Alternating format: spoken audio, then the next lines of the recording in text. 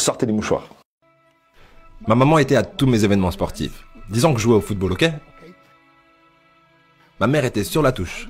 Et si le jeu sur le terrain commençait à aller d'un côté, ma mère me criait dessus. Marc, bouge-toi, bouge-toi! J'étais là, oh mon Dieu. Et on se rassemble avec les autres gars de l'équipe et ils disent, Marc, est-ce que c'est ta mère? Je réponds, non, je l'ai jamais vue de ma vie. Le plus beau cadeau que ma mère m'a donné. Elle croyait en moi.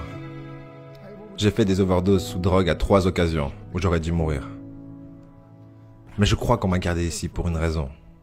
Montrez-moi vos amis, je vous montrerai votre futur. Comment est-ce que je sais ça? Je traînais avec des losers et je suis devenu le plus gros loser parmi eux parce que j'ai abandonné absolument tout, ce dont je rêvais quand j'étais un petit garçon. À cause des gens avec lesquels j'ai décidé de m'entourer. Mes amis me ramenaient à 2 ou 3 heures du mat. On était bourrés, foncés à rire dans la voiture. On s'arrête à côté de ma maison et ils me disent « Marc, la lumière est allumée ». Et je dis « Oh merde, ma mère est debout ». Vous voyez, ma mère ne pouvait pas aller au lit avant de savoir que son fils était toujours en vie. Je rentrais, elle me disait « Hello Marc, comment a été ta soirée ?» Et je dis « Bien maman, je vais juste aller au lit ». Elle dit « Est-ce que je peux juste te parler une minute ?» Et là je dis « Maman, je suis fatigué, je veux juste aller au lit ». Elle dit « Marc, je ne t'ai pas vu de toute la journée et toute la soirée. Est-ce que je peux s'il te plaît te parler ?» Et là je dis « Mais fous-moi la paix, tu m'énerves !» Et là je claque la porte de ma chambre à coucher sur la seule personne qui croyait en moi. J'étais en pleine tournée internationale. On luttait à l'étranger au Japon. Après mon match de catch, j'ai rejoint ma chambre d'hôtel et je me suis endormi. Il y a eu une personne qui a toqué à ma porte à 3 heures du matin. Je sors du lit, je regarde à travers la fenêtre de sécurité et je vois que c'est le promoteur japonais. Donc j'ouvre la porte et il me dit « Marc, appelle à la maison, il y a une urgence ». Je suis allé au téléphone de ma chambre d'hôtel et j'ai appelé aux États-Unis. « Hey, comment ça va ?»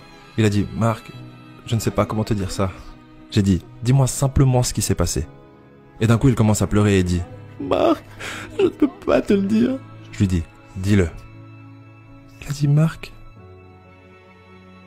ta mère est morte. » J'ai posé le téléphone, j'ai couru pour sortir de ma chambre d'hôtel. J'ai pris l'ascenseur jusqu'à l'entrée. Et quand les portes sont ouvertes, j'ai juste couru dans la rue. Je veux dire, il n'y avait pas de voiture, il n'y avait pas de gens, c'était 3 heures du matin. Et je marchais au milieu de la rue, à Hiroshima, au Japon. Et je me rappelle regarder en l'air en disant « Maman, je suis tellement désolé. » J'ai pris l'avion pour ses funérailles. J'étais tellement nerveux de devoir marcher jusqu'à son cercueil, alors je suis resté dans le fond. Et je continuais à regarder à distance, et je n'arrêtais pas de penser « Maman, s'il te plaît, réveille-toi. S'il te plaît, lève-toi. » Et j'ai finalement eu le courage de marcher jusqu'à elle. Et en me rapprochant, je peux voir ma mère pour la première fois. Je veux dire, elle était tellement belle. Elle était habillée en blanc. Elle ressemblait à un ange. Je me suis juste tenu en dessus d'elle. J'ai dit, maman, tu es mon héros. Tout ce que je suis, tout ce que j'espérais devenir, c'est grâce à toi. Tu m'as tellement aimé. Tu m'as donné une vie. Tu es la seule qui a cru en moi. Comment lui retourner tout ça? En me bourrant la gueule? En me défonçant? En devenant stupide? En sortant avec des losers? Pourquoi? La seule chose qu'elle voulait faire, c'était parler avec moi. J'aimerais tellement pouvoir te parler maintenant, maman. J'aimerais tellement que tu puisses voir ce que je fais. Pourquoi n'ai-je pas pu être un meilleur fils? Nous sommes définis par nos choix. Mais si vous vous entourez de gens qui prennent des drogues, de l'alcool et des pilules, c'est un chemin sans issue. Je ne suis pas ici pour vous faire la morale. Je suis ici pour vous dire que j'ai vécu cette vie. Et ça mène au cœur brisé, aux relations brisées, aux rêves brisés et à la mort. Pourquoi? Pour la défense?